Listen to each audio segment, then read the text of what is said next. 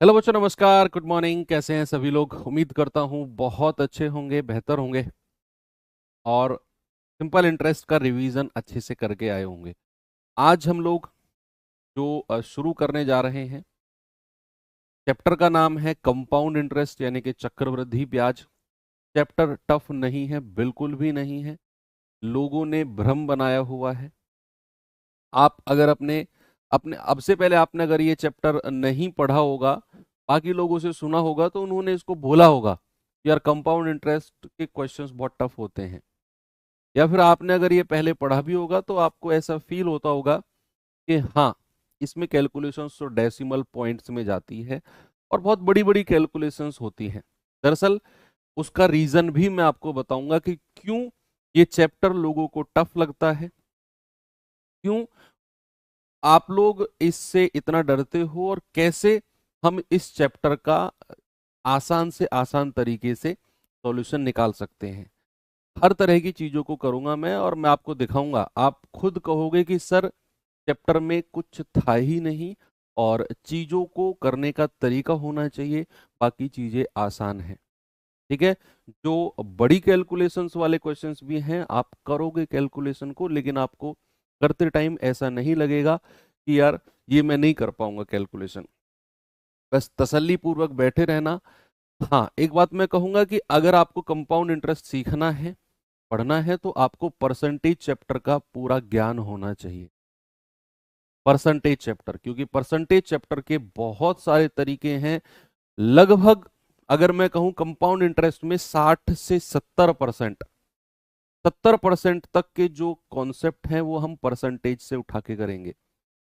तो इस वजह से परसेंटेज का, चाहे मैं रेशियो मेथड कहूं, चाहे मैं फॉर्मूला मेथड कहूं कि दो सक्सेसिव इंक्रीज है तो उनका एकल इंक्रीज कितना होगा, a + b + a × b/100। 3 बार अगर किसी चीज को बढ़ाया क्रमागत रूप से तो उनका वृद्धि कितनी होगी ओवरऑल। या फिर रेशियो मेथड हम लोगों ने जो परसेंटेज में किया था, वो सारा का सारा कॉन्सेप्ट यहाँ कंपाउंड इंटरेस्ट में हम लोग यूज करने वाले हैं। सबसे पहले हम लोग सीखेंगे आज कि कंपाउंड इंटरेस्ट होता क्या है। जैसे सिंपल इंटरेस्ट में हमने, सिंपल इंटरेस्ट छोटा सा चैप्टर था, उसका बेसिक भी हमने आधे घंटे में कवर कर लिया था। ये सिंपल इंटरेस्ट से बड़ा चैप्टर है और इसका जो थ्योरी है वो कंप्लीट 1 घंटे की थ्योरी है। आज कंप्लीट क्लास मैं कोशिश करूंगा कि थ्योरी कंप्लीट हो जाए। अगर आज थ्योरी कंप्लीट हो गई, कल से मात्र औपचारिकताएं बचेंगी। मात्र औपचारिकताएं यानी कि बस केवल हम टाइप वाइज क्वेश्चंस को कर रहे होंगे, उन क्वेश्चंस को कर रहे होंगे जिनकी थ्योरी आप पहले से पढ़ चुके हैं, यानी कि आज। तो चलिए शुरू करते हैं इसी के साथ। सबसे पहले हम लोग देखेंगे बच्चे कि कंपाउंड इंटरेस्ट जो है यानी कि चक्रवृद्धि ब्याज जो है, ये साधारण ब्याज से डिफरेंट क्यों है। ऐसा क्या है कि कंपाउंड इंटरेस्ट को साधारण से अलग किया गया। ओके, तो बच्चे साधारण ब्याज के बारे में सबसे पहले अगर मैं आपसे पूछूं क्या होता है, तो साधारण ब्याज के केस में आपने सीखा था कि भाई वो केवल मूलधन पर लगता है, केवल प्रिंसिपल पर लगता है और हर साल बराबर लगता है। देखो, अब प्लीज आप कमेंट मत करो, क्योंकि जब मैं थ्योरी पढ़ा रहा हूं तो फिर मतलब ये मैं चाहता हूं कि मेरा फोकस बिल्कुल थ्योरी पर रहे। आप लोगों को तो जो मैं बोल रहा हूँ वो सुनाई दे रहा है, लेकिन जो मैं बोल रहा हूँ वो किस तरीके से बोल रहा हूँ, क्या पहले बोलना है, क्या बाद में बोलना है, किस तरीके से बोलना है, ये सब तो दिमाग में चल रहा है ना मेरे। अब वो दिमाग में प्रॉपर तरीके से काम करे, उसके लिए आपको कमेंट थोड़ी देर के लिए रोकने होंगे, क्योंकि अगर आप कमेंट करोगे मेरा ध्यान उधर भी जाएगा, फिर मेरा दिमाग उतने अच्छे से काम नहीं कर पाएगा। मतलब काम तो करेगा, लेकिन वो जो डिलीवर मैं करना चाह रहा हूँ, हो सकता है कुछ एक आध पॉइंट निकल जाए, उसमें फिर आपका नुकसान हो जाएगा। तो क्या कहा मैंने कि सिंपल इंटरेस्ट क्या होता है कि केवल मूलधन पर लगता है और हर साल बराबर लगता है। हर साल बराबर। हर साल बराबर का मतलब है कि अगर बच्चे मैं पर्टिकुलर एसआई की बात करता हूं, तो सपोज अगर मेरा रेट ऑफ इंटरेस्ट 10% है, तो भाई वो पहली साल भी 10, मान लो समय जो है वो 3 साल है, तो पहली साल भी 10% ब्याज रहा, दूसरे साल भी 10% रहा और तीसरे साल भी 10% रहा। टोटल 3 साल का ब्याज कितना हो गया? आपने कहा सर 10% मल्टीप्लाई 3 यानी कि 30%। 3 साल का ब्याज कितना हो गया? 30%।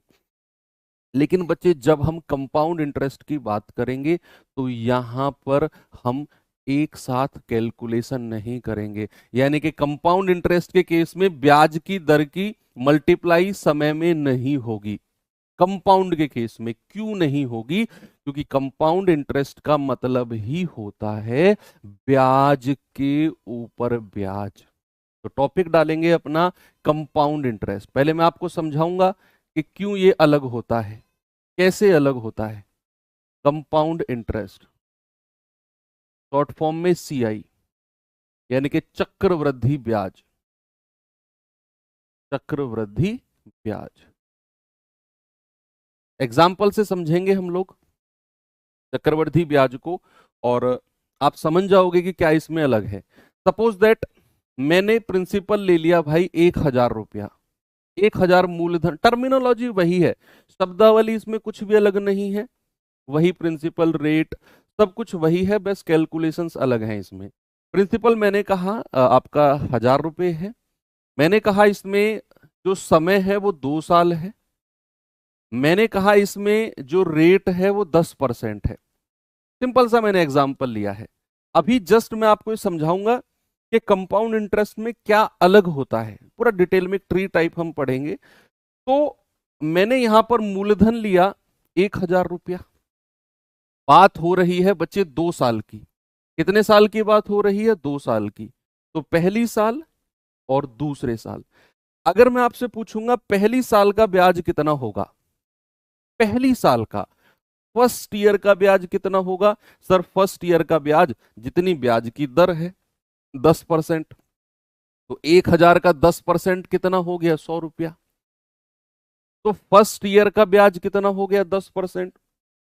अब चाहे मैं फर्स्ट ईयर का साधारण ब्याज पूछूं आपसे तो भी आप 10% कहोगे 1,000 का, चाहे मैं फर्स्ट ईयर का आपसे कंपाउंड इंटरेस्ट पूछूं तब भी आप मुझसे कहोगे जी वो भी आपका 100 रुपये होगा।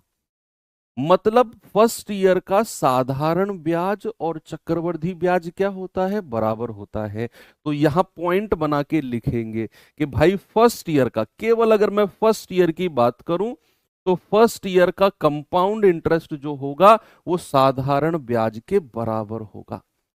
फर्स्ट ईयर का CI जो होगा वो SI के बराबर होगा, चाहे आप 10% SI की बात करो चाहे CI की बात करो, और बराबर रहेंगे। लेकिन जैसे ही आप कूदते हो सेकंड ईयर पे वहां से डिफरेंस क्रिएट होना शुरू हो जाता है। जब आप कूद के गए बच्चा सेकंड ईयर पे तो आपने देखा कि भाई जो सेकंड ईयर में 1,000 रुपए का मूलधन है उस पर 10% मिलेगा, तो 1,000 रुपए पर 10% कितना हो गया? 100 रुपया। 1,000 रुपए का 10% कितना हो गया? 100 रुपया। अभी आप सेकेंड ईयर में बैठे हो, अभी आप कहां बैठे हो? सेकेंड ईयर में। फर्स्ट ईयर को कूद के आप सेकेंड ईयर में आ चुके हो, और सेकेंड ईयर में आपको 100 रुपये तो मूलधन पर मिला है। लेकिन कंपाउंड इंटरेस्ट ने एकदम चिल्ला के बोला भाई साहब मैं साधारण नहीं हूं, मुझे तो हर पैसे पर ब्याज चाहिए। मैंने कहा हर पैसे पर? उसने कहा हाँ, यानी कि सेकंड ईयर में 1,000 रुपए पर तो मिल गया 100 रुपए, और जो आपने फर्स्ट ईयर में 100 रुपए कमाया ना इस पर भी मुझे 10% का ब्याज चाहिए। जो आपने पहली साल में ब्याज कमाया उस ब्याज के ऊपर भी मुझे ब्याज चाहिए। तो 100 रुपए पर भी 10% कितना हो जाएगा? 10 रुपया। ये होता है कंपाउंड इंटरेस्ट। क्या होता है बच्चा? ये होता है कंपाउंड इंटरेस्ट, यानी कि फर्स्ट ईयर के ब्याज के ऊपर भी आपने फिर 10% ब्याज ले लिया। अभी तो शुरुआत है। अगर मैं बच्चे एक थर्ड ईयर भी और ऐड कर लूं यहां, जरा देखना आप जुल्म इस कंपाउंड इंटरेस्ट का, इस कंपाउंड इंटरेस्ट का जुल्म देखना आप, कितना जुल्म ढहाता है ये कंपाउंड इंटरेस्ट। कि भैया थर्ड ईयर पे जैसे ही आप जाओगे तो ये मूलधन पर तो आपको 10% मिलेगा ही मिलेगा। 1000 रुपए पर तो 10% यानी कि 100 रुपए मिलेगा ही मिलेगा। इस थर्ड ईयर से पहले जितने भी ब्याज आपने कमाए सब पर ब्याज मिलेगा, सबके ऊपर ब्याज मिलेगा। तो इस थर्ड ईयर से पहले आपने ये वाला 100 रुपया कमाया, इस पर भी 10% दे दो। आपने ये 10 रुपए कमाया, इस पर भी 10% दे दो। आपने ये वाला ब्याज कमाया, इस पर भी 10% दे दो। आप कहोगे सर ये तो गलत बात है, आप कहोगे कि सर ये तो गलत बात है, इस 100 रुपए पर तो हम पहले ही ब्याज ले चुके हैं। मैंने कहा हाँ, वो दूसरी साल में लिया था। जैसे ही आप तीसरे साल में आओगे, आपको इस 100 रुपए पर फिर ब्याज देना पड़ेगा 10%। और इस 100 रुपए पर ही नहीं, इस 100 रुपए पर ही नहीं, जो 100 रुपए के ऊपर भी आपने 10 रुपए कमाया, ब्याज के ऊपर जो ब्याज कमाया उस पर भी ब्याज देना पड़ेगा। यानी कि ब्याज के ऊपर ब्याज के ऊपर ब्याज देना पड़ेगा। तो बच्चे आप खुद सोचो कि भाई साहब जब आप चौथी साल में जाओगे तो कितना सारा ब्याज बन जाएगा। जब आप चौथी साल में जाओगे तो कितना सारा ब्याज बन जाएगा। अब डिफरेंस सुनना, जब मैं साधारण ब्याज की बात करूंगा यहीं पे जब मैं साधारण ब्याज की बात करूंगा तो केवल मूलधन पर मिलने वाला, भाई साधारण ब्याज के केस में आपके दिमाग में सेट है कि केवल मूलधन पर जो मिलेगा वो साधारण है, केवल मूलधन पर। तो यहां पर केवल मूलधन पर तो ये वाला 100 रुपया, ये वाला 100 रुपया और ये वाला 100 रुपया है भाई, 10%, 10%, 10%।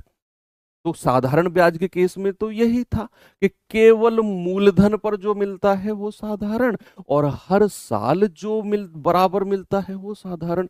तो केवल मूलधन पर 100 रुपया, 100 रुपया, 100 रुपया, और क्या हर साल बराबर है? बिल्कुल है सर, 100 रुपया, 100 रुपया, 100 रुपया। तो अगर मैं 3 साल के साधारण ब्याज की बात करता हूं, बच्चे अगर मैं आपसे ये समय को 3 साल कर दो, अगर मैं 3 साल के साधारण ब्याज की बात करता हूं तो जल्दी से मुझे बता दो कितना होगा।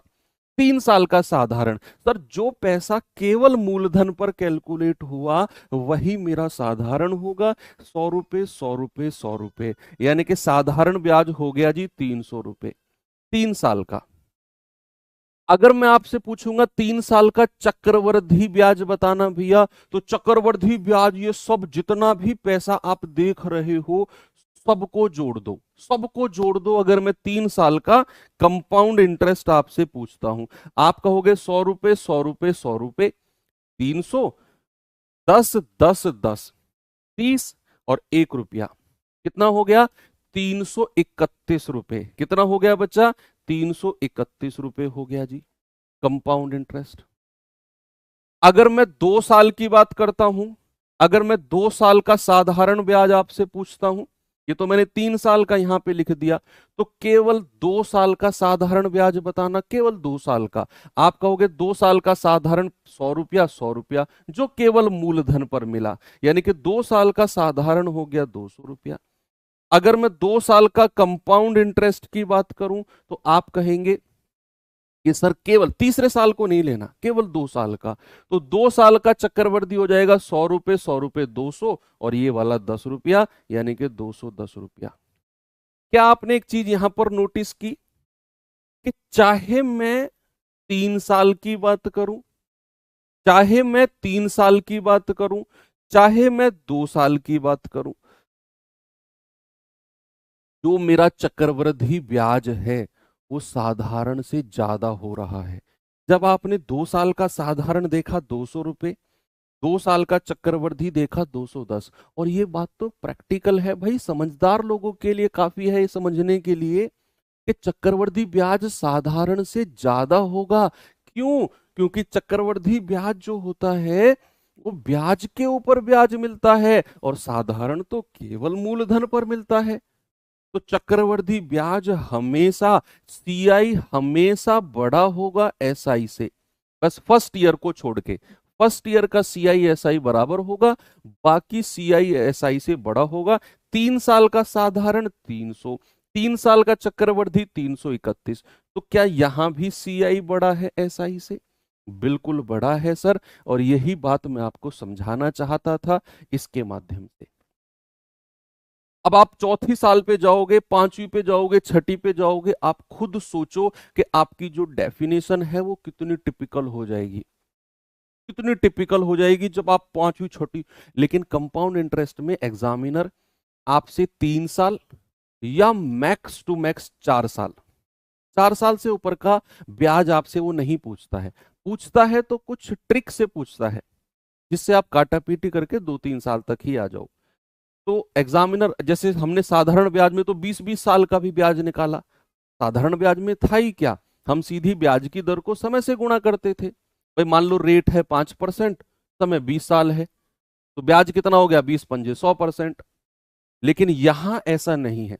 आप अगर सोच रहे हो कि रेट 20 साल का सॉरी समय 20 साल का चक्रवृद्धि ब्याज पूछेगा तो क्या करेंगे जी, वो नहीं पूछेगा। एग्जामिनर भी जानता है कि 20 साल का ब्याज को ऐसे कैलकुलेट करना संभव नहीं है, ऐसे संभव नहीं है, पॉसिबल नहीं है। तो दिमाग में अगर आ रहा हो तो निकाल देना, मैक्सिमम 3 साल या 4 साल का ही आपसे पूछता है। क्योंकि आप खुद सोचो ना, 3 साल पे कैलकुलेशन यहां बढ़ गई, 4 साल पे यहां तक आ जाएगी, 5 साल पे और कितनी बड़ी कैलकुलेशन जाएगी, खुद सोचो आप। 321 क्यों होगा, 100 रुपए 100 रुपए 100 रुपए, 300, ये वाला 10 रुपया, ये वाला 10 रुपया, ये वाला 10 रुपया और ये एक, जोड़ना सबको जो गोले में है, 331 नहीं होगा। चलिए आगे बढ़ते हैं। ये तो जस्ट मैंने अभी जो आपको समझाया बच्चे, ये तो डिफरेंस था कि 3 साल का 2 साल का SI CI, या फिर ये डिफरेंस था, ये डेफिनेशन थी कि क्यों CI SI से अलग होता है, किस प्रकार होता है, मतलब सारी चीजें मैंने आपको समझाई कि CI SI से बड़ा होगा, CI का मतलब ब्याज के ऊपर ब्याज होगा। सवालों को इस तरीके से नहीं करेंगे हम, सवालों को करने के तरीके तो मैं बताऊंगा आपको, ये तो जस्ट आपको समझाने के लिए था कि CI होता क्या है। अब हम चलते हैं कि CI को कैलकुलेट कैसे करना है। सर सर ये तो हम समझ गए कि CI क्या है, क्यों SI से अलग है, कितना अलग है, कैसे अलग है, सब कुछ समझ गए। सर अब अगर एग्जाम में क्वेश्चन आएगा तो उसे हम कैसे कैलकुलेट करेंगे, क्योंकि हमारा तो अल्टीमेट गोल एग्जाम में क्वेश्चन को करना है और कम समय में करना है। तो अब बात आती है CI के डर से। मैंने बोला था ना कि बहुत सारे बच्चे डरते हैं CI से, क्यों डरते हैं समझना। दरअसल बहुत सारे टीचर को मैंने देखा है, वो CI का एक ही मेथड लेकर चलते हैं। मान लो उन्होंने रेशियो मेथड पढ़ाया बच्चों को, तो फिर वो टीचर कोशिश करते हैं कि रेशियो मेथड से ही सारे सवाल कराएं। मान लो उन्होंने बच्चों को फॉर्मूला मेथड पढ़ाया, तो फिर वो कोशिश करते हैं कि सारा क्वेश्चन फॉर्मूला मेथड से ही कराएं। मान लो उन्होंने GR पढ़ाया, गोल्डन रेशियो, तो फिर वो सारा का सारा क्वेश्चन ही GR से करना चाहते हैं या करवाते हैं बच्चों को। उसका रीजन क्या है, क्योंकि कुछ टीचर्स का ये मानना है कि भाई एक ही मेथड को फॉलो करेंगे, दूसरा पढ़ाया तो बच्चा कंफ्यूज हो जाएगा, उसको समझ में नहीं आएगा कि कैसे मैं कौन से मेथड से कौन सा क्वेश्चन करूं। अरे भाई समझाने के लिए टीचर है ना, आपकी यानी कि हमारी रिस्पॉन्सिबिलिटी है बच्चों के दिमाग में ये बात फिट करना कि सवाल जैसे ही आए आपके दिमाग में ये आ जाना चाहिए कौन से मेथड से होगा। अब मैं किस तरीके से कराऊंगा वो सुनना। मैं आपको तीनों मेथड पढ़ाऊंगा, मैं आपको रेशियो मेथड भी पढ़ाऊंगा, मैं आपको फॉर्मूला भी पढ़ाऊंगा और मैं आपको गोल्डन रेशियो भी पढ़ाऊंगा, तीनों मेथड। और आप भरोसा करो, आप कंफ्यूजन बिल्कुल भी नहीं होगा। जैसे ही क्वेश्चन आएगा आप तुरंत पहचान जाओगे इसे कौन से मेथड से करना है कम समय में। वो तो किसी भी मेथड से जाएगा, तीनों में से हर सवाल, कंपाउंड इंटरेस्ट का हर क्वेश्चन मैं जो तीनों मेथड कराऊंगा किसी भी से भी हो जाएगा। लेकिन आप ये डिसाइड कर लोगे कि कम समय में और आसान तरीके से कौन से मेथड से होगा। उसके लिए हम 3 कॉलम बनाते हैं, तीनों मेथड को पैरेलली मैं आपको समझाता हूं, कोई लंबा चौड़ा मेथड नहीं है। 3 में से 2 मेथड आप पढ़ चुके हो पहले ही, भाई रेशियो मेथड आप पढ़ चुके हो, फॉर्मूला आप पढ़ चुके हो परसेंटेज में, तो वो 2 फॉर्मूले और रेशियो वाले मेथड तो वही है, एक तीसरा जुड़ेगा भाई गोल्डन रेशियो, बस और कुछ है ही नहीं इसमें। ठीक है, तो चलिए शुरुआत करते हैं तीनों फॉर्मूले की, सॉरी तीनों मेथड्स की। तो बेसिकली 3 मेथड हैं हमारे पास, 3 कॉलम बना देता हूं मैं, तीनों को यहीं पे आपको मैं समझा देता हूं, या तीनों में जो चीज यूज होंगी और कब कौन सा मेथड यूज करना है ये भी मैं आपको बताता हूं। सबसे पहला मेथड है हमारा रेशियो मेथड। अच्छा आप लोग ही बताओ मुझे, रेशियो मेथड कब यूज करते हैं हम? देखो अगर आप सीरियसली बच्चे पढ़ रहे होगे तो आप मुझे बता दोगे रेशियो मेथड कब यूज करते हैं और फॉर्मूला मेथड कब यूज करते हैं। परसेंटेज में मैंने आपको बताया था डिफरेंस।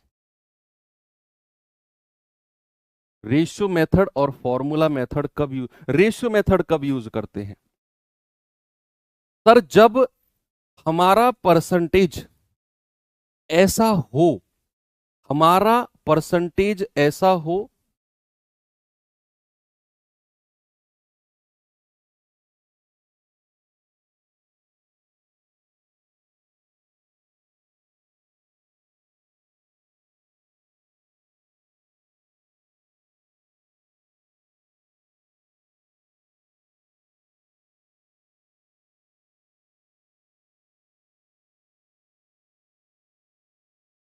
निशांत एक आईडी भेजी है मैंने तुझे 7040593, इस बच्चे का कोर्स डीएक्टिवेट कर देना। सारे रोजगार विद अंकित पे जितने भी कोर्स इसके चल रहे हो सबको डीएक्टिवेट। शायद ओमकार नाम है। चलिए मैंने क्या बोला, रेशियो मेथड हम कब यूज करते हैं बच्चे? रेशियो मेथड हम यूज करते हैं जहां पर हमारे परसेंटेज ऐसे हो जिनके फ्रैक्शन बनाना बहुत आसान हो, जिनके फ्रैक्शन बनाना बहुत आसान हो। लाइक 10% 1/10, 20% 1/5, 16 सही 2/3%, 16 सही 2/3%, 1/6, 14 सही 2/7%, 1/7। तो अगर परसेंटेज ऐसे हो, सपोज अब मैं आपको क्वेश्चन कराता हूं, जैसे मैंने बोला कि मेरा जो मूलधन है ना बच्चा, वो मेरा जो मूलधन है वो 4,000 रुपया है। कितना है? 4,000। रेट ऑफ इंटरेस्ट जो है वो 5% है और समय जो है वो 2 साल है। समय कितना है? 2 साल। तो आपसे कहेगा बताइए अमाउंट कितना होगा, बताइए जरा अमाउंट कितना होगा। आप कहेंगे कि सर 5% का फ्रैक्शन बना लो सबसे पहले। 5% का फ्रैक्शन कितना होगा? 5% का फ्रैक्शन हो जाएगा 1/20। कितना होगा 5% का फ्रैक्शन? 1/20। तो भैया पहली साल अगर मेरा मूलधन 20 रुपए है तो 1 रुपए का ब्याज बनेगा और मिश्रधन यानी कि अमाउंट कितना हो जाएगा? 21 रुपया। पहली साल अगर मेरा मूलधन 20 रुपया है तो 1 साल का 1 रुपया का ब्याज अमाउंट हो जाएगा 21 रुपया। अमाउंट हो जाएगा 21 रुपया और समय कितना दिया हुआ है? 2 साल। तो 2 बार 20 से 21 करना है टोटल। टोटल 2 बार 20 से 21 करना है। मल्टीप्लाई कर दो 400 और मल्टीप्लाई कर दो 441। अब बच्चे जो राइट हैंड साइड वाला पार्ट होता है इसको बोलते हैं अमाउंट और जो लेफ्ट हैंड साइड वाला पार्ट होता है इसको बोलते हैं प्रिंसिपल यानी कि मूलधन। और जो दोनों का डिफरेंस होता है मेरे भाई कितना? 41, इसको बोलते हैं कंपाउंड इंटरेस्ट। क्या बोलते हैं? Compound interest. Okay, very good. अब यहां पर जरा मुझे बताना कि भैया मूलधन कितना है? 4,000। तो 400 यूनिट की वैल्यू किसके बराबर है? 4,000 के।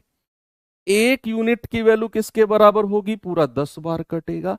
तो 441 यूनिट की वैल्यू किसके बराबर होगी?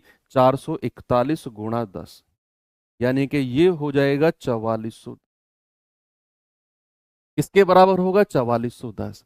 अब अगर आपसे कंपाउंड इंटरेस्ट पूछेगा कि भैया कंपाउंड इंटरेस्ट बताओ, आप कहोगे 1 यूनिट 10, तो 41 यूनिट का मतलब आएगा 41 गुणा 10 यानी कि 410। ये है हमारा रेशियो मेथड। अब बच्चे रेशियो मेथड आपने देखा। अब आप कहेंगे कि सर अगर रेट ऑफ इंटरेस्ट कुछ इस कदर हो, जैसे 2%, 3%, 4%, 7%, 11%, तो क्या फिर हम रेशियो मेथड से जाएंगे? ये रेशियो मेथड तो उन परसेंटेज के लिए है, मान लो 10% हो गया, 15% हो गया, 20% हो गया, 16 सही 2/3% हो गया, 14 सही 2/7% हो गया, 33 सही 1/3% हो गया, 37.5% हो गया। इस तरह के परसेंट अगर हैं जिनके फ्रैक्शन हमने परसेंटेज में पढ़े, वहां तो हम यूज करेंगे रेशियो मेथड। लेकिन मान लो अगर परसेंटेज आ गया 2%, 3%, 6%, 1%, 1%, तो क्या फिर हम यहां रेशियो भाई कर तो लेंगे? आप खुद सोचो कि रेट मान लो 3% आ गया, तो 3% का फ्रैक्शन होता है 3/100। तो पहली साल 100 से 103, फिर दूसरे साल 100 से 103। तो क्या मैं 103 और 103 की मल्टीप्लाई करता फिरूंगा? बोलो, क्या मैं 103 की मल्टीप्लाई करता फिरूंगा? नहीं सर। फिर उसके सॉल्व, अब यही रीजन है कि कुछ बच्चों को कंपाउंड इंटरेस्ट टफ लगता है, क्योंकि उन्होंने केवल रेशियो मेथड ही पढ़ा। अब चाहे फ्रैक्शन कोई भी आ जाए, वो इसी मेथड को 103 से 103 गुणा करते रहेंगे और कहेंगे यार बहुत बड़ी कैलकुलेशन हो गई कंपाउंड में तो। लेकिन हमने वो तरीका सीखा ही नहीं, हमने ये सोचा ही नहीं क्या कुछ और तरीका है कि हमें इतनी सारी कैलकुलेशन ना करनी पड़े, ना करनी पड़े। तो फिर हमारे दिमाग में आया फॉर्मूला मेथड। फॉर्मूला मेथड यानी कि अगर मान लो आपके पास 2 साल का ब्याज है, या फिर अगर मैं आपसे कहूं कि आपके पास A% की वृद्धि और B% की वृद्धि है, परसेंटेज में आपने पढ़ा A% की वृद्धि और B% की वृद्धि क्रमागत सक्सेसिव रूप से, तो भैया 2 साल का कंपाउंड इंटरेस्ट होता है A+B प्लस A गुणा B/100। क्या मैंने आपको जब ये लिखवाया था फॉर्मूला, मैंने वहां साइड में लिखा था क्या नीचे? मुझे याद नहीं है, मुझे याद दिलाओ। क्या मैंने उसके नीचे लिखा था कि ये फॉर्मूला हम कंपाउंड इंटरेस्ट में यूज करेंगे? मैं लिखता तो हूं, शायद लिखा होगा मैंने, कि जब 3 फॉर्मूले ऐसे कॉलम बना के लिखवाए थे मैंने, A% की वृद्धि, B% की वृद्धि, A की कमी, B की कमी, एक वृद्धि दूसरी कमी। तो कमी के नीचे मैं लिखता हूं कि ये डिस्काउंट में काम आएगा, और वृद्धि के नीचे लिखता हूं मैं कि कंपाउंड इंटरेस्ट में काम आएगा। लिखवाया था, हाँ, यस, वेरी गुड, आप पढ़ रहे हो मतलब। तो वहां पर मैंने बोला था कि जब भी दो वृद्धि होती है सक्सेसिव, तो उसको हम कंपाउंड इंटरेस्ट, भाई कंपाउंड इंटरेस्ट का मतलब भी क्या है कि मान लो मैंने आपसे कहा, फॉर सपोज मैंने आपसे कहा कि मूलधन मेरा 10,000 रुपया है, सपोज दैट। मैंने कहा रेट जो है मेरा 3% है और समय 2 साल है, तो आपको बताना है कंपाउंड इंटरेस्ट कितना होगा। अब ये क्वेश्चन है आपके सामने, तो आप इस क्वेश्चन को देखकर डिसाइड करो, क्या मैं इसे रेशियो मेथड से जाऊं तो आसान रहेगा? क्या मैं इस क्वेश्चन को अगर मैं रेशियो मेथड से जाता हूं, ये 3% का रेट है, तो क्या मैं 100 से 103, 100 से 103 जाऊं और फिर 103 की 103 में गुणा करूं? नहीं सर, रेशियो मेथड यहां फेल हो गया। फेल नहीं हुआ मतलब हमने रिजेक्ट कर दिया, क्योंकि रेट ऑफ इंटरेस्ट ऐसा नहीं था कि हम इस मेथड से जा सकें। तो फिर आ गए हम अपने इस मेथड के ऊपर कि भैया रेट 3% है, समय 2 साल है, तो 2 साल का कंपाउंड इंटरेस्ट होता है A+B+A गुणा B/100। अब यहां पर A की वैल्यू भी 3 होगी और B की वैल्यू भी 3 होगी, क्योंकि ब्याज की दर कितनी है? 3%, और हर साल 3% ही रहेगी। क्या रहेगी? हर साल 3% रहेगी। पहली साल भी 3%, दूसरे साल भी 3%। तो भैया 2 साल की उसने बात करी है, तो 2 साल का कंपाउंड कितना होगा बच्चा? 2 साल का कंपाउंड इंटरेस्ट हो जाएगा A+B+A गुणा B/100। तो कितना होगा? 3 और 3 6, 9/100, यानी कि 6.09%। कितना होगा बच्चा? 6.09%। बस उठाकर ये परसेंट निकाल दो मूलधन का ये वाला परसेंट निकाल दो, तो CI कितना हो जाएगा? आप कहेंगे 6.09, या फिर 10,000 का 6.09% निकालना है जी। पॉइंट हटेगा, 2 जीरो और आ जाएंगी, 4 जीरो से 4 जीरो गया, आपका जवाब आ गया 609 रुपया। देखो कितना आसान हो गया, कितना आसान हो गया। अब अगर आप इस तरीके से करते तो फिर 103 करते रहते मल्टीप्लाई। आपने तुरंत दिमाग में समझा कि यार ये 3% रेट है, रेशियो से टिपिकल हो जाएगा, हम जाएंगे इस मेथड से, 609 रुपये बिल्कुल सही आ जाएगा। तो ये हो गया हमारा फॉर्मूला। सर अगर 3 साल की बात हो तो 3 साल में आप वही लगाएंगे। भाई मान लो रेट हमारा सपोज दैट 5 या रेट हमारा मान लो 6% है और समय 3 साल है, तो हम क्या करेंगे बच्चे, 3 साल के लिए 6%, 6% और 6% है सपोज, तो पहले 2 साल वाला फॉर्मूला इस पे लगाएंगे। पहले क्या करेंगे, 2 साल वाला फॉर्मूला इस पे लगाएंगे, फिर यहां से जो मिलेगा उसे फिर तीसरे के साथ लगाएंगे। अब मेरी बात सुनना बड़े गौर से, मेरी बात बड़े गौर से सुनना बच्चे, चाहे मैं एसएससी की बात करूं, चाहे मैं रेलवे की बात करूं, मैं किसी की भी बात करूं, दरअसल कुछ फिक्स फॉर्मूले हैं, फॉर्मूले नहीं, कुछ फिक्स रेट ऑफ इंटरेस्ट, कुछ फिक्स नंबर हैं जिनके ऊपर 2 साल का ब्याज, जिनके ऊपर 3 साल का ब्याज, जिनके ऊपर 4 साल का ब्याज वो हर बार पूछता है। कुछ लिमिटेड है, यानी कि अगर मैं एसएससी के पूरे पिछले 10-15 साल का रिकॉर्ड अगर आपसे पूछूं, अगर आपको बताऊं सॉरी, तो 90% क्वेश्चन, चाहे सीजीएल हो, चाहे सीएचएसएल, चाहे एमटीएस, चाहे जीडी, चाहे फेज वाले एग्जाम हो, चाहे कोई भी हो, एसएससी के 90% क्वेश्चन उन्हीं 2025 तक का अपडेट दे रहा हूं मैं आपको, 2010 से लेकर 15 साल का 25 जो लेटेस्ट हुआ है, कुछ लिमिटेड परसेंटेज हैं जिनसे हर बार क्वेश्चन बनते हैं। कुछ लिमिटेड, मान लो आपसे कह देगा कि भाई रेट 10% है, 2 साल का चक्रवृद्धि ब्याज, तो फिर आप ये फॉर्मूला लगाओगे क्या हर बार? जब आपको पता है कि 10% एक इंपोर्टेंट परसेंटेज है, जिसका 2 साल का, 3 साल का, 4 साल का बहुत बार एसएससी ने पूछा। मान लो आपसे कहेगा कि रेट 5% है, 3 साल का चक्रवृद्धि ब्याज, तो 3 साल का चक्रवृद्धि ब्याज निकालने के लिए आप क्या करोगे, 5%, 5%, 5%, पहले ये वाला फॉर्मूला इन दोनों पे लगाओगे, फिर यहां से जो मिलेगा उसको इसके साथ लगाओगे। ये तो हमने परसेंटेज में भी सीखा, लेकिन क्या हमें पता है कि 5% एक इंपोर्टेंट परसेंटेज है, और सर ने बोल दिया कि 90% क्वेश्चन कुछ लिमिटेड, चाहे 10% हो, 5% हो, 20% हो, 8% हो, 2% हो, 3% हो, यही कुछ 8-10 लिमिटेड परसेंटेज हैं जिनसे सवाल बनते हैं।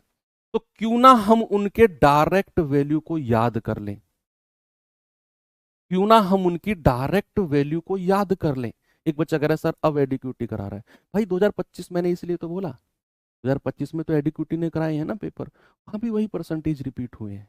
एडिक्यूटी कोई नया बाहर विदेशी या दूसरे ग्रह से नहीं आया, वो भी यहीं से है। तो हम क्या करेंगे, मैं आपको एक टेबल दे रहा हूं, आप A4 शीट लेंगे या एक कॉपी का पेज, बड़ा सा पेज निकालेंगे, उसमें बहुत छोटा छोटा लाइन खींचेंगे, और जो मैं लिखवा रहा हूं उनको एज इट इज लिखकर अपने स्टडी टेबल के सामने चिपका देंगे।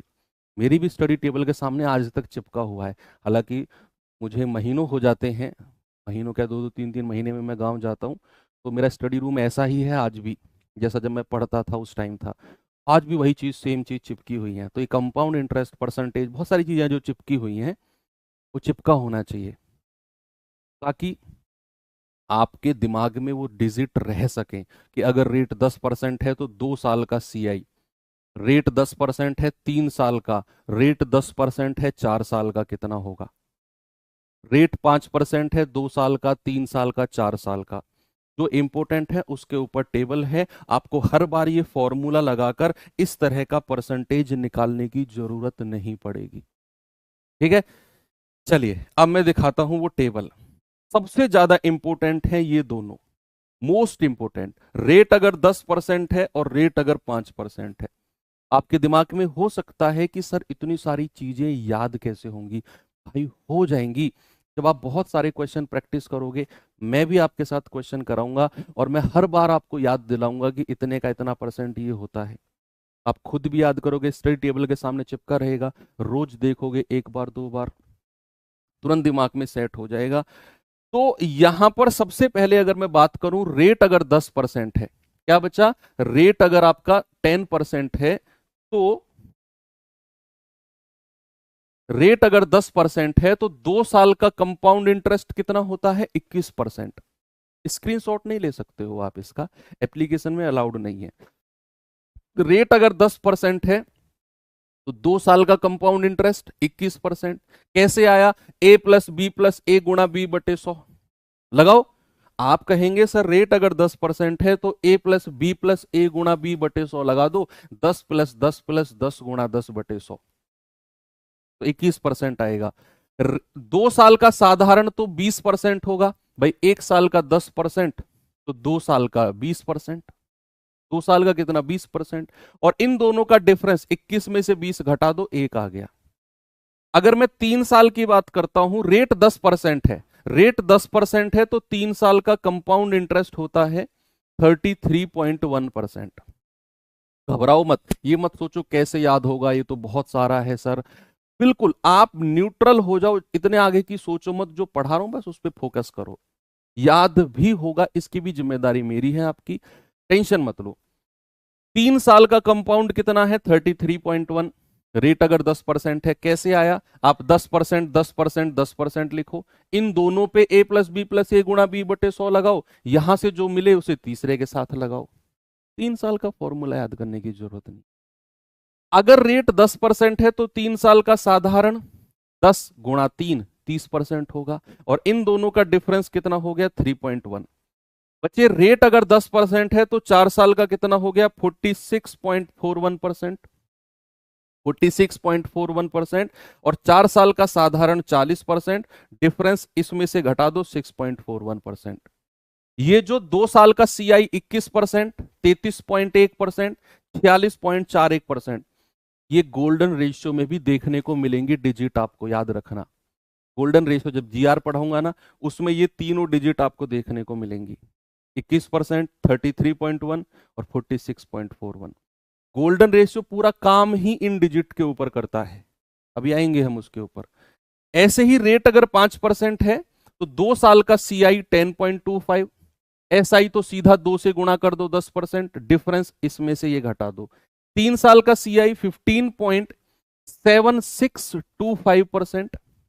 3 साल का एसआई 5×15% और डिफरेंस आ गया ये। 4 साल का सीआई होता है 21.55%। 4 साल का एसआई 5×20%, सीधा 4 से गुणा कर दो और डिफरेंस इसमें से ये घटा दो, ये डिफरेंस होगा। ठीक है, ये दोनों तो बहुत ही ज्यादा इंपॉर्टेंट है। कुछ याद करो ना करो, इन दोनों को तो आपने याद करना ही है। याद करना मतलब इनको A4 सीट में लिखो और 2-3 बार रिवीजन करेंगे। क्वेश्चंस में भी ये बार बार आपको देखने को मिलेंगे। कुछ और हैं, जरा इनको देखेंगे, बॉक्स में बंद कर दिया मैंने। कि रेट अगर 20% है तो 2 साल का सीआई कितना है? 44%। ए गुणा बी बटे 100। 2 साल का साधारण हो जाएगा 20 दूनी 40% और डिफरेंस के लिए घटा दो। 3 साल का कंपाउंड होगा 72.8। 3 साल का साधारण 20×60, 3 से गुणा कर दो और डिफरेंस इसमें से ये घटा दो। रेट अगर 15% है तो 2 साल का सीआई 32.25, 2 साल का एसआई सीधा 15 दूनी 30 और डिफरेंस आएगा इसमें से ये घटा दो 2.25। 15% है तो 3 साल का सीआई इतना, एसआई इतना, डिफरेंस इसमें से घटा दोगे 7.08।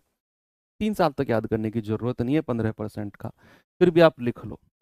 रेट अगर 2% है, ये इंपोर्टेंट है, ये इंपोर्टेंट है। रेट अगर 2% है बचा तो आप 2 साल का सीआई कहोगे 4.04। क्या कहोगे? 4.04। 2 साल का एसआई 4%, डिफरेंस इसमें से घटा दो। 3 साल का सीआई 6.1208। ये डिजिट कुछ ऐसी आपको दिख रही होंगी, आपको इरिटेशन फ्रस्ट्रेशन हो रही होगी, और ये कैसे याद होंगी, गुरुजी तो कह रहे हैं कि याद कर लो, ऐसे कैसे होंगी? मैंने कहा ना, उतने आगे की मत सोचो, जो मैं बोर्ड पे लिख कह रहा हूं बस उस पे ध्यान दो। अच्छा ये, अच्छा ये, अच्छा ये, बस। आगे कैसे याद करना है, क्या तरीका है, अभी पूरा चैप्टर बाकी है, करेंगे याद, क्यों टेंशन लेते हो? तो 3 साल का सीआई 6.1208। नहीं भी करोगे, गोल्डन रेशियो बचा है ना, अभी अभी गोल्डन रेशियो बचा है, वो भी किस काम आएगा? जो बच्चे इनको याद नहीं कर पाएंगे उनके लिए गोल्डन रेशियो है, क्या टेंशन लेते हो? 3 साल का SI 6% और डिफरेंस इसमें से ये घटा दो 0.1208% हो गया।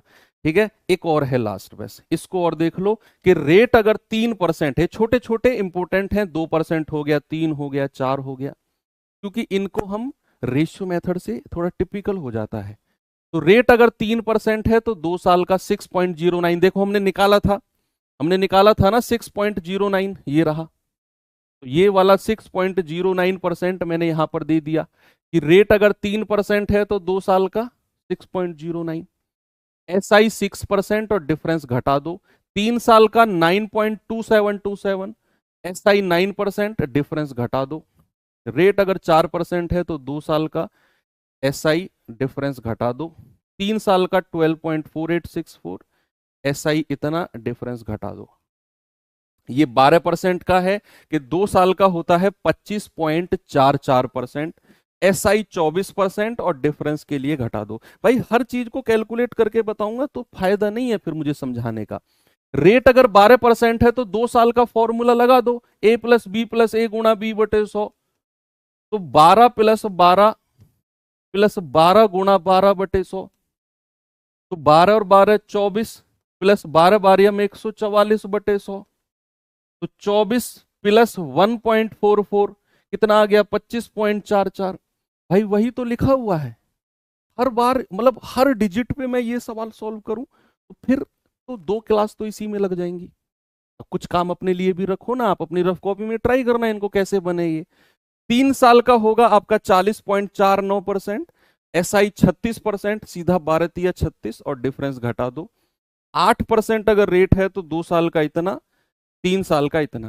ठीक है, तो ये सब आप लिखना, और जो लोग इस तरीके से जाना चाहते हैं उनको तो ये याद होना चाहिए। अब कुछ लोग परेशान हो गए, सर इतना सारा है, ऐसे अचंभित हो गए, ऐसे आंखें करके देख रहे हैं, इतना सारा कौन याद करेगा। भाई उसके लिए फिर मेरे पास एक तीसरा मेथड तैयार है। मैंने बोला ना आपको कि अगर आप रेशियो मेथड में ऐसे परसेंटेज आ जाएं तो कूद के आ जाओ फॉर्मूला पे। फॉर्मूला मेथड में आप अगर परेशान हो जाओ, आप समझो कि यार फॉर्मूले में तो रेट 5% है, मैं तो भूल गया 3 साल का कितना होता है, भूल जाओ। तो फिर आ जाओ आप तीसरे मेथड पे जिसका नाम है GR मेथड। क्या नाम है बच्चे, GR। जब आप फॉर्मूला मेथड को रिजेक्ट कर दो, फॉर्मूला मेथड को रिजेक्ट करने का मतलब है कि आप भूल जाओ, या फिर आपको लगे कि यार फॉर्मूला से 3 साल का 4 साल का कैसे निकालूं मैं। मान लो रेट आ गया 4% और समय 4 साल है, तो कैसे आप फॉर्मूला लगाओगे 4 साल पे 4 का। हमने लिखवाया भी नहीं है 4 साल का, तो मैंने 3 साल तक लिखवाया है बस 4% का, तो 12.4864। 4 साल को तो नहीं लिखवाया मैंने 4% का। ऐसे अगर आपके दिमाग में है, या फिर ये भी रहे कि रेट 4% है, 3 साल का मेरे दिमाग में ही नहीं है, मैं तो भूल गया या मैंने याद ही नहीं किया, तो ऐसे बच्चों के लिए फिर तीसरा मेथड सबका तोड़ है, GR मेथड। सबका तोड़ क्या आ गया, GR, जिसका नाम है गोल्डन रेशियो। कुछ रेशियोज हैं जिनको दिमाग में रखना है आपने, वो रख लो। हर सवाल का तोड़ आपको यहां मिल जाएगा, लगभग लगभग हर सवाल का तोड़ आपको इस गोल्डन रेशियो में मिल जाएगा, जहां फॉर्मूले से जो इन टेबल्स को देखकर जिनके दिमाग में गुस्सा उत्पन्न हुआ होगा, वो बच्चे यहां पर रिलैक्स हो जाएंगे कि वाह कुछ तो चलो रिलैक्स हुआ। इसीलिए मैंने तीनों मेथड कराए। कुछ टीचर्स क्या होते हैं, वो केवल गोल्डन फॉर्मूला मेथड पढ़ाते हैं, बच्चे पागल हो जाते हैं टेबल्स को याद करते करते, जो मैंने दिखाई है आपको, 3 साल का 4 साल का लगे हुए हैं याद करने। तो फिर वो लगेगा बच्चों को यार ये सब याद करेंगे, फिर इनकी कैलकुलेशन करेंगे, बहुत टफ है CI। तो आपको समझ में आ रहा है कि CI टफ क्यों लगता है। यहां बच्चों को टफ लगा, हमने फॉर्मूला पढ़ लिया, फॉर्मूला टफ लगा, हमने GR पढ़ लिया। अब GR क्या होता है बच्चे, कि आपको कुछ रेशियोज हैं जो दिमाग में रखने हैं, बस फिलहाल के लिए वो देख लो कि अगर मैं आपसे 2 साल का GR पूछूं, 2 साल का गोल्डन रेशियो पूछूं, तो मैंने अभी आपको 10% के बारे में बोला था ना, ये वाली, कि 10% का 21, 2 साल का 3 साल का 33.1, 4 साल का 46.41। इसी का यूज हम यहाँ पे मतलब इसी की डिजिट का ही गोल्डन रेशियो बनता है कि अगर मैं 2 साल का जीआर पूछूं, केवल 10% नहीं, हर परसेंट के लिए, ये मत कहना कि सर केवल 10% का ही होगा क्या ना, हर परसेंट, कोई भी परसेंट हो, हर परसेंट के लिए 2 साल का जीआर का रेशियो होगा 2:1। कैसे कैलकुलेशन होती है सिखाऊंगा अभी आपको मैं। 3 साल का जीआर होता है बच्चे, 3 साल का जीआर होता है 3, 3 और 1। भाई 33.1 था, ये 21 था। 4 साल का जीआर होता है, 4 साल का जीआर होता है 46.41% था ना, तो 4641%, 4641%। और 5 साल का हालांकि पूछा नहीं गया आज तक भी, एक आध बार पूछा गया है, लेकिन फिर भी 5 साल का जीआर आप लिख लो। 5 साल का जीआर का रेशियो होता है 5, 10, 10, 5, 1। ये बहुत रेयर पूछा गया है, पूछा नहीं जाएगा आपके जीडी में, तो पूछा ही नहीं जाएगा आपके जीडी में, लास्ट यहीं तक हो जाएगा 4 तक। लेकिन फिर भी आप दिमाग में रख लो कि 2 साल का जीआर 2:1, ये तो याद कर सकते हो। उतनी सारी टेबल मैंने आपको लिखवाई, उनको याद नहीं कर सकते, ये तो कर सकते हो। अब मत कहना सर ये भी याद नहीं होगा।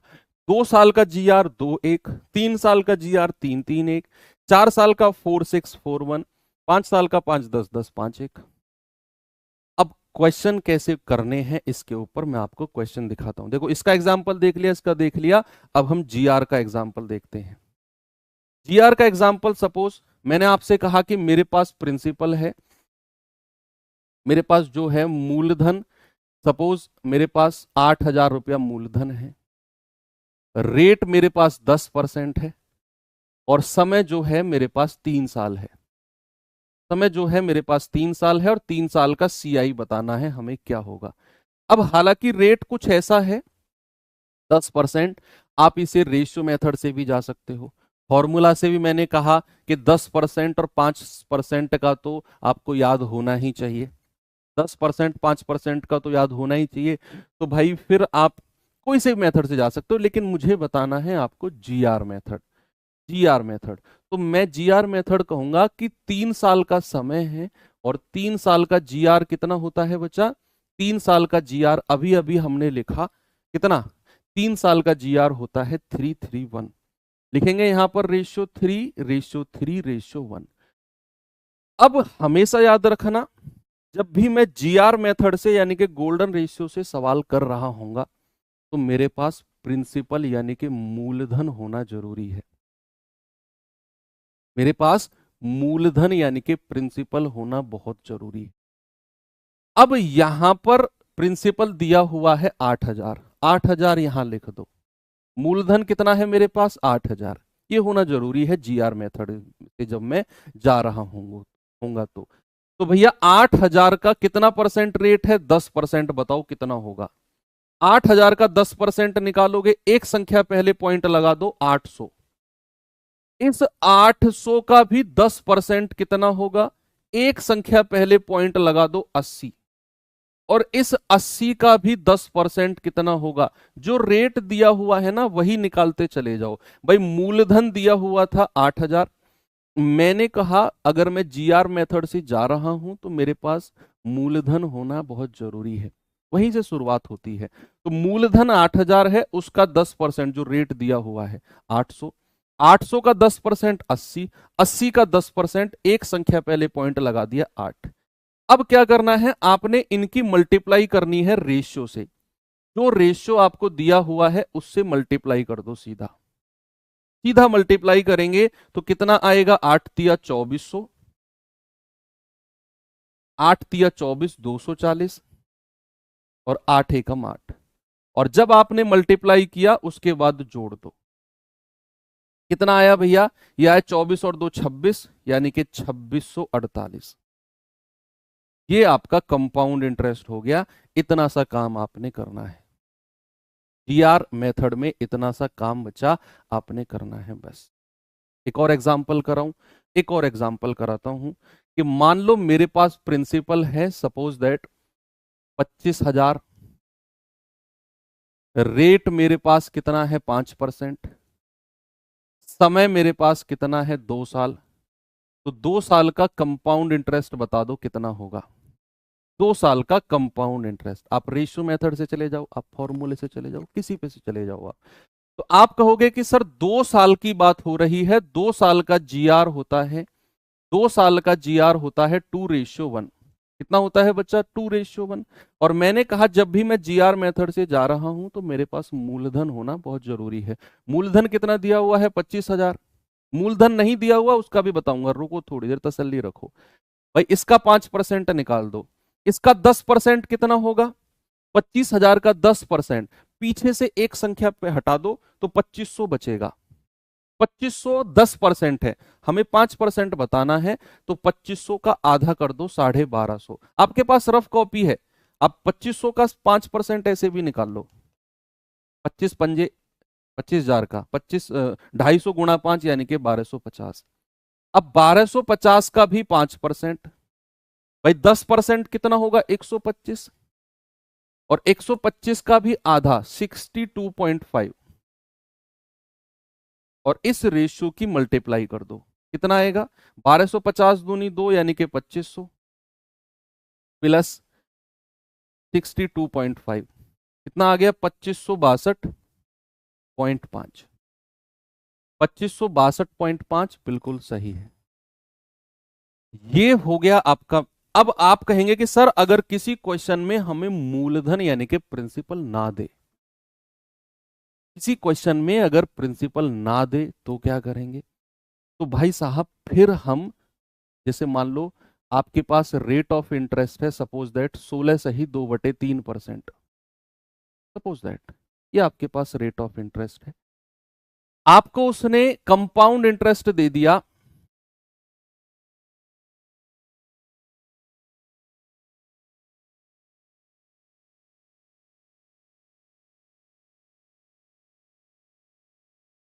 260 रुपया, और समय दे दिया 2 साल।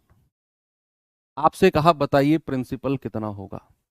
अब यहां मूलधन गायब कर दिया, और मैंने आपसे कहा कि अगर आप जीआर मेथड से जा रहे हो आपको तो मूलधन की जरूरत पड़नी चाहिए भैया। सबसे पहले क्या करो, आपको पता है समय 2 साल है, तो 2 साल का जीआर, 2 साल का जीआर होता है बच्चा 2:1। कितना होता है मेरे भाई? 2 साल का जीआर होता है आपका 2:1। आपने लिखा। अब मैंने कहा कि यार जीआर से आप जा रहे हो तो प्रिंसिपल होना जरूरी है, प्रिंसिपल तो है ही नहीं, तो निकालना है, वो तो हमें निकालना है मूलधन। तो फिर क्या करेंगे? प्रिंसिपल को कुछ मानकर चलेंगे हम क्या करेंगे बच्चे? हम प्रिंसिपल को कुछ मानकर चलेंगे। जैसे आपको रेट दिया हुआ है 16 सही 2/3, आप क्या करो 16 सही 2/3% का फ्रैक्शन यानी कि भिन्न बताओ मुझे क्या होगा? सर 1/6 होगा। कितना होगा? 16 सही 2/3% का 1/6 होगा। आपको मूलधन कुछ मानना है, और वो क्या मानना है वो बता रहा हूं, जरा देखना।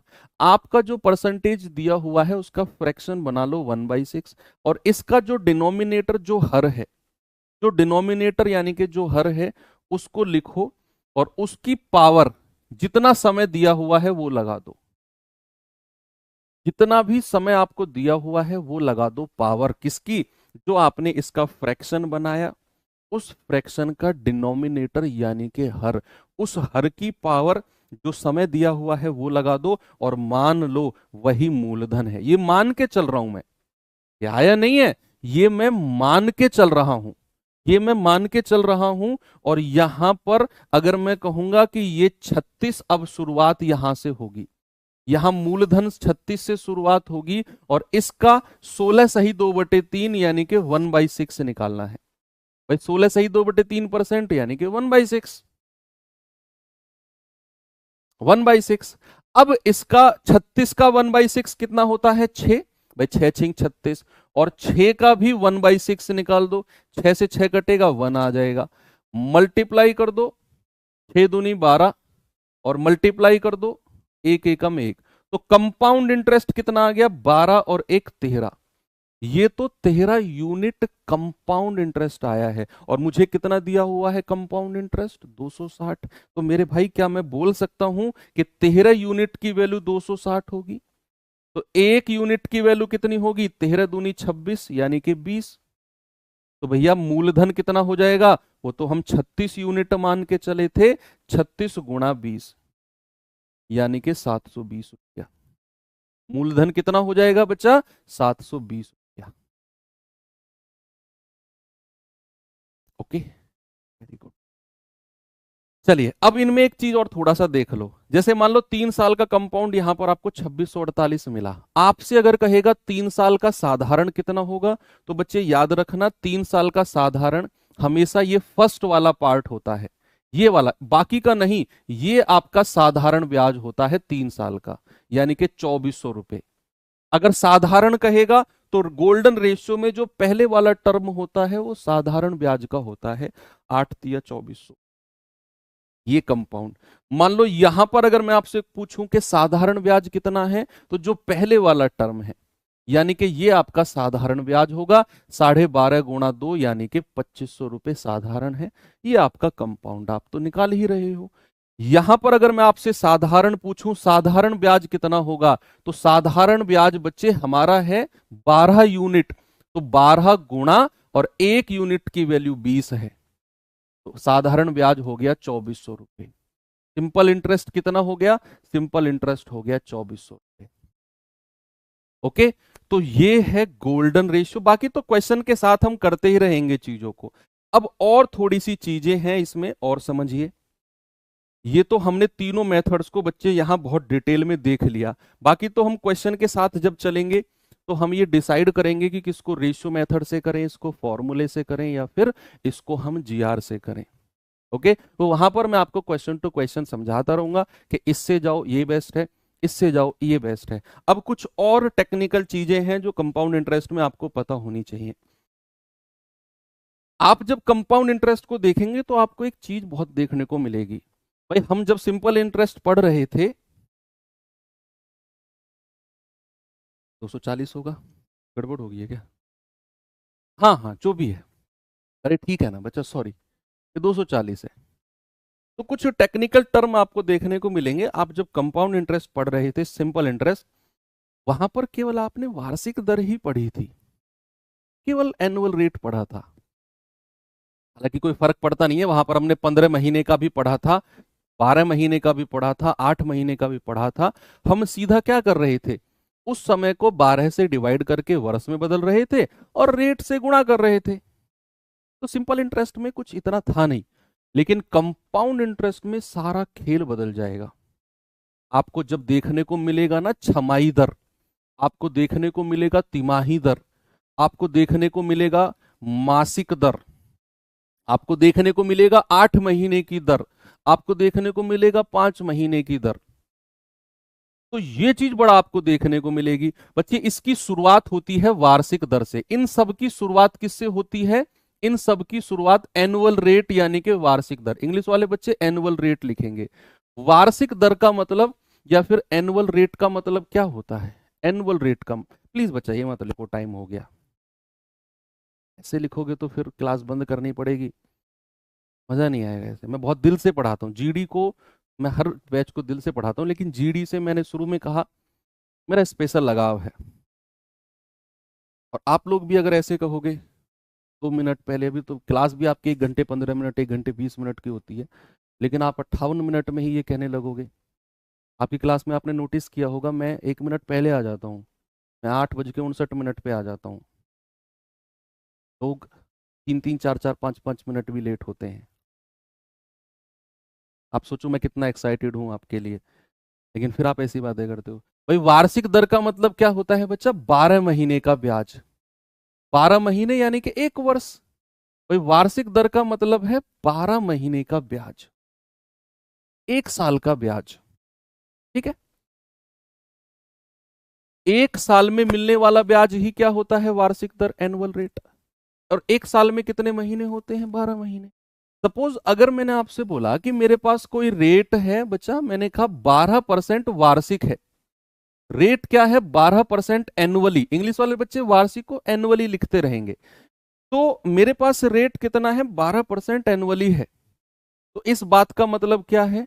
इस बात का मतलब है कि भाई मुझे जो 12 महीने का ब्याज, M for month, M for month, महीने, तो मैंने कहा मेरे पास 12 महीने का ब्याज कितना है? 12%।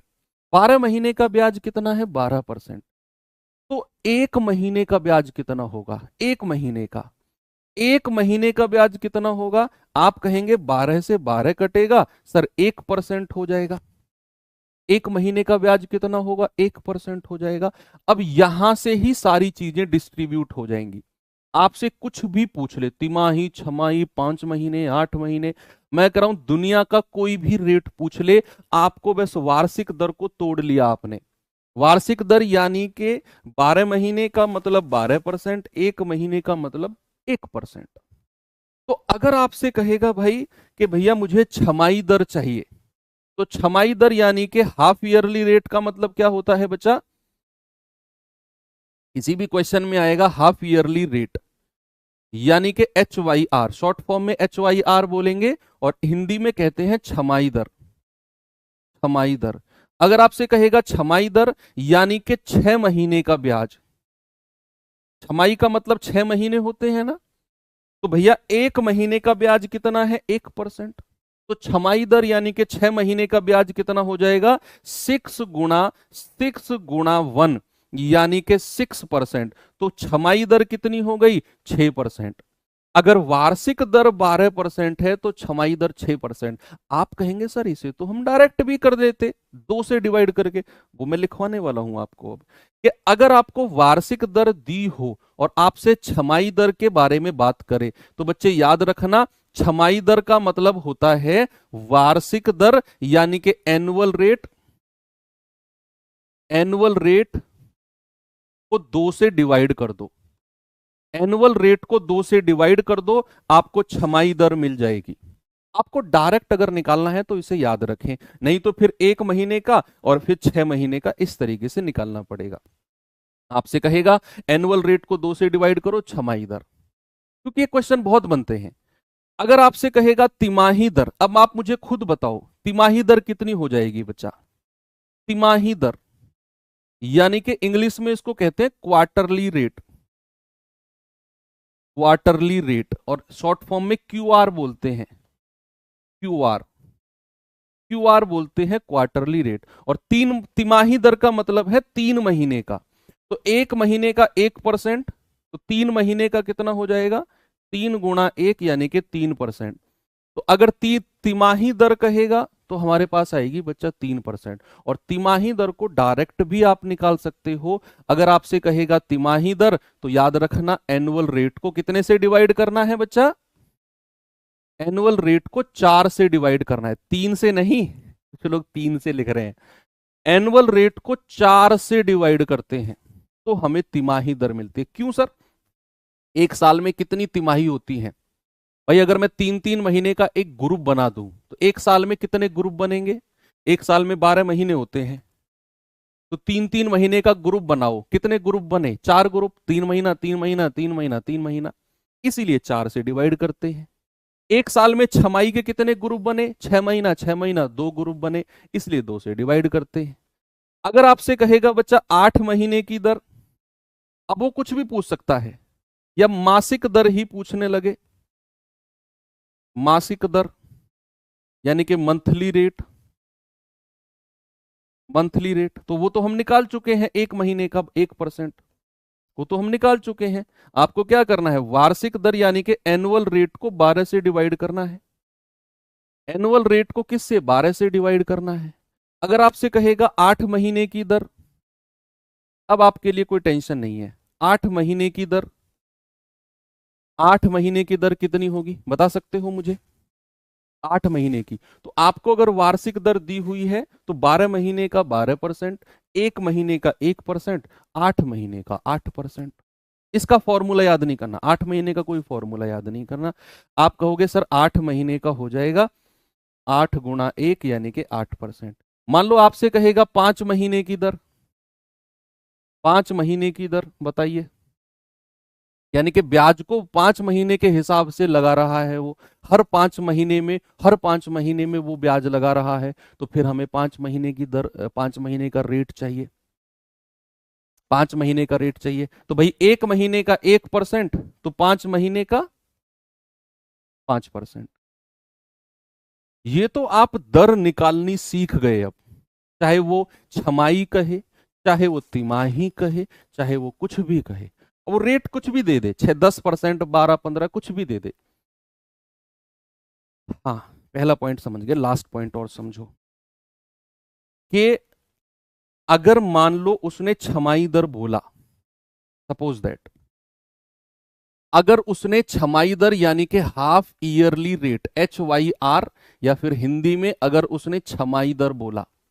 अब छमाही दर का मतलब है, आपके दिमाग में क्लियर होना चाहिए कि भैया ब्याज हर 6 महीने में लग रहा है। छमाही दर का मतलब है ब्याज हर 6 महीने में लग रहा है। और मैं आपसे अगर पूछूं कि समय मेरे पास 2 साल है, समय मेरे पास 2 साल है, तो आप मुझे बताओ 2 साल में कितनी बार ब्याज लगेगा? समझे आप मेरे क्वेश्चन को? मैंने कहा ब्याज अगर मैं छमाही रूप से लगाता हूं, हाफ ईयरली लगाता हूं, और समय 2 साल है, तो 2 साल में कितनी बार ब्याज लगेगा? ये जल्दी से मुझे बता दो। लास्ट पॉइंट है, फिर मैं एंड कर दूंगा क्लास, और कल से हम सीधा क्वेश्चन करेंगे। बताइए सर, बंगाली में कुछ बोलिए। बंगाली में भाई मुझे ऐसा कुछ आता नहीं है। आमी तुम्ही भालो अच्छी, ये 2-3 वर्ड आते हैं बस, मूवीज वगैरह से सीख लिए। आप हिंदी सब लोग समझते हैं ना, मैं इंग्लिश और हिंदी कंबाइंड पढ़ा रहा हूँ।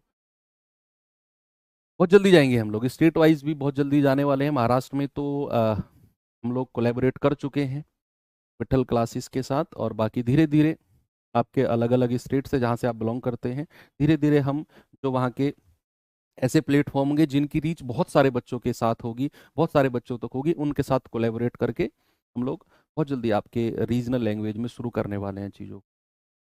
तो मैंने कहा समय 2 साल है, और ब्याज को अगर मैं 6 महीने के रूप में लगा रहा हूं, तो 6 महीना, 6 महीना, 6 महीना, 6 महीना, 2 साल में कितनी बार लगेगा बच्चे? 4 बार। 1 साल में कितनी बार लगेगा? 2 बार। तो आप समझ गए। मान लो अगर मैं ब्याज को तिमाही यानी कि क्वार्टरली रेट लगा रहा हूं, तिमाही दर, अगर मैं तिमाही दर लगा रहा हूं, तो जरा मुझे बताना 9 महीने में, 9 महीने में कितनी बार ब्याज लगेगा? समय कितना है? समय 9 महीने है, तो 9 महीने में कितनी बार ब्याज लगेगा, जरा ये मुझे बता दो। अगर मैं ब्याज को तिमाही रूप से लगा रहा हूं बच्चा, तो 9 महीने में कितनी बार ब्याज लगेगा? आप कहेंगे सर 3 महीना, 3 महीना, 3 महीना, 3 महीना, 3 महीना, 3 महीना। कितनी बार लगेगा? 3 बार। तिमाही रूप से ब्याज लगाएंगे तो 3 बार लगेगा 9 महीने में। 3-3 महीने में बांट दो आप सारे समय को। मान लो मैं 8 महीने का ब्याज लगा रहा हूं, मैं 8 महीने की दर कैलकुलेट कर रहा हूं, और मेरे पास समय है 2 वर्ष, तो जरा मुझे बताना कितनी बार लगेगा? जरा मुझे बताओ, अगर मैंने कहा मैं हर 8 महीने में ब्याज लगाता हूं, और समय मेरे पास 2 साल है, तो बच्चा पार्टी 8 महीने में दर के हिसाब से 2 साल में कितनी बार ब्याज लगेगा? ये मुझे जल्दी से बता दो। आप कैसे करेंगे? बोलिए। समझ गए? देखो, पहले वर्ष को महीने में बदल दो। 2 वर्ष का मतलब होता है 24 महीने। भाई 12 महीने प्लस 12 महीने, 24 महीने।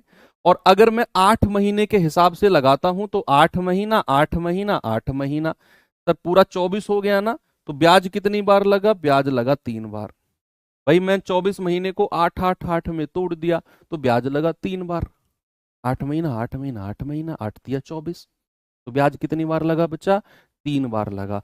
एक लास्ट चीज और पढ़ लो बस, लास्ट और, कि मान लो मेरे पास रेट वार्षिक ही है, मान लो मेरे पास रेट जो है वो 8% वार्षिक है, एनुअली है, और समय जो है मेरे पास बच्चे वो 1 वर्ष, 1 वर्ष और 3 महीना। ब्याज वार्षिक ही लगा रहा हूं मैं, छमाही तिमाही कुछ नहीं, और वार्षिक ब्याज ही लगा रहा हूं और समय मेरे पास 1 वर्ष 3 महीना है, तो किस कदर ब्याज लगेगा। साधारण ब्याज तो सिंपल था, मैं क्या कर रहा था, इस महीने को भी वर्ष में बदल के वर्ष को जोड़ के सीधा गुणा कर रहा था। लेकिन कंपाउंड में ऐसा नहीं करना है, कंपाउंड में ऐसा नहीं करना है। 1 वर्ष 3 महीने का समय है, रेट 8% है, तो 1 वर्ष 3 महीने में किस कदर ब्याज लगेगा। आप कहेंगे कि सर ये वार्षिक ब्याज है, यानी कि मैं इसको ऐसे तोड़ लूं, 1 वर्ष को अलग कर दूं और 3 महीने को अलग कर दूं, 3 महीने को अलग कर दूं, तो 1 वर्ष में तो पूरा 8% रहेगा। भाई 8% वार्षिक है, तो 1 साल में तो पूरा 8% रहेगा। लेकिन जो ये 3 महीना है, इस 3 महीने को भी पहले तो वर्ष में बदलो। तो किसी भी महीने को वर्ष में बदल गए तो भैया 12 से डिवाइड करना है। तो 12 से डिवाइड करो, पहले तो कितना आ गया, 1/4 वर्ष। और फिर क्या करो, फिर आप रेट ऑफ इंटरेस्ट को मल्टीप्लाई कर दो, 1/4 को मल्टीप्लाई कर दो 8 से, 4 दूनी 8 यानी कि 2%। तो जो 3 महीने का ब्याज है बच्चा वो 2% है। अब आप इन दोनों पे फॉर्मूला लगा दोगे, कौन सा, a प्लस बी प्लस ए गुणा बी बटे 100। 8 और 2 10%। जो लोग कह रहे हैं साधारण ब्याज से बाहर निकल जाओ, सिंपल इंटरेस्ट से बाहर निकल जाओ, यहां पर ये 8% 1 साल का, 3 महीने को पहले वर्ष में बदला 1/4 और फिर इसको रेट से गुणा किया, तो 2% का ब्याज इस 3 महीने का है। अब ये 8% और 2% पे हम लोगों ने फॉर्मूला लगा दिया, a प्लस बी प्लस ए गुणा बी बटे 100, जो मिलेगा वो जवाब होगा। तो आप समझ गए जो मैं कहना चाह रहा हूं आपसे बच्चे, सब कुछ क्लियर है आपको। यहां पर होता है हमारी थ्योरी कंप्लीट। कल से हम लोग टाइप 1 शुरू करेंगे। मुझे पूरा भरोसा है आज की क्लास में आपको बहुत मजा आया होगा। मैंने आपको 2-3 दिन पहले ही बोल दिया था कि कंपाउंड इंटरेस्ट की थ्योरी कंप्लीट एक क्लास की है। अब अगर कल की क्लास में जब आप आएंगे तो आज का कंप्लीट रिवीजन करके आएंगे। आज कोई वर्कशीट आपको मैं नहीं दे रहा हूं, कोई वर्कशीट आपको नहीं मिलेगी आज। आज जो वर्कशीट का समय है उस समय में आज की क्लास की जो पीडीएफ है, क्लास दोबारा मत देखना, इस पीडीएफ का ही 2-3 बार रिवीजन करके आना है। जिस पॉइंट पर प्रॉब्लम है उसको वीडियो में देख लेना है। वर्कशीट की टेंशन मत लेना, मत डिमांड करना, क्योंकि वर्कशीट के लिए हमने आज कुछ किया ही नहीं है। कंप्लीट रिवीजन करना है वर्कशीट के टाइम पे। वर्कशीट से आज आप आजाद हो। कल हम सवाल करेंगे और किसी भी टाइप में कोई नई चीज आपको देखने को नहीं मिलेगी, मात्र औपचारिकताएं हैं। आप पूरा का पूरा कंपाउंड इंटरेस्ट पढ़ चुके हैं अगर आपने आज की क्लास का रिवीजन कर लिया, ये मान के चलो। तो चलिए ठीक है, कल सैटरडे है, कल मुलाकात होगी। Thank you, have a nice day, जय हिंद।